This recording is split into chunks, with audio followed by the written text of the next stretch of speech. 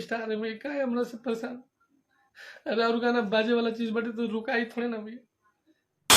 हमनी के यार बचपन के है यारी, ई यारी छुट्टी खाली मुहले पर।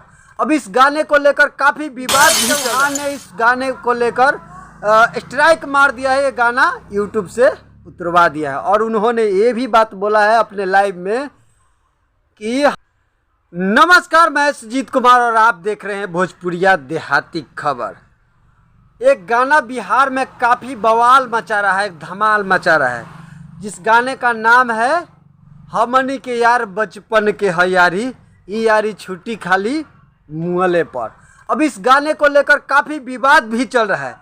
विजय चौहान ने इस गाने को लेकर स्ट्राइक मार दिया है, ये गाना यूट्यूब से उतरवा दिया है और उन्होंने ये भी बात बोला है अपने लाइव में कि हम रील पर से भी उस गाने को हटवाएंगे।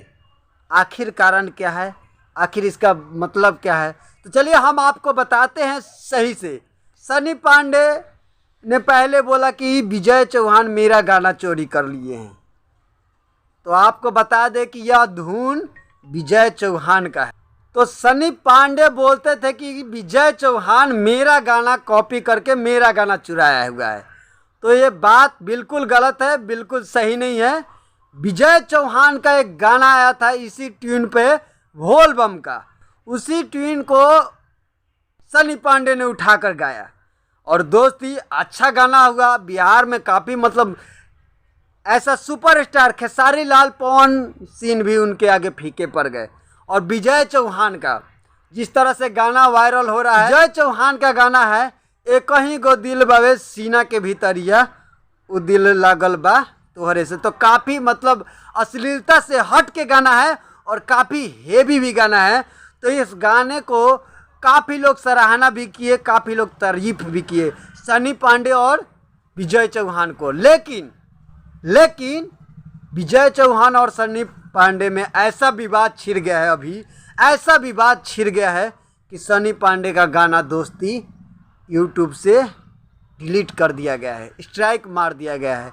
विजय चौहान ने मारा है और उन्होंने बोला भी है, लेकिन मेरे हिसाब से विजय चौहान और सनी पांडे का गाना दोनों का काफ़ी वायरल गाना था, काफ़ी अच्छा भी गाना था, अच्छा भी लगा। एक बिहार में भोजपुरी में मतलब काफ़ी ट्रेंड करने वाला गाना लाए, लेकिन इस गाने को लेकर काफ़ी विवाद भी हो रहा है। आप लोग किस तरह से देखते हैं, आप लोग कमेंट बॉक्स में अपनी राय ज़रूर दीजिएगा। तब तक के लिए जय हिंद, धन्यवाद।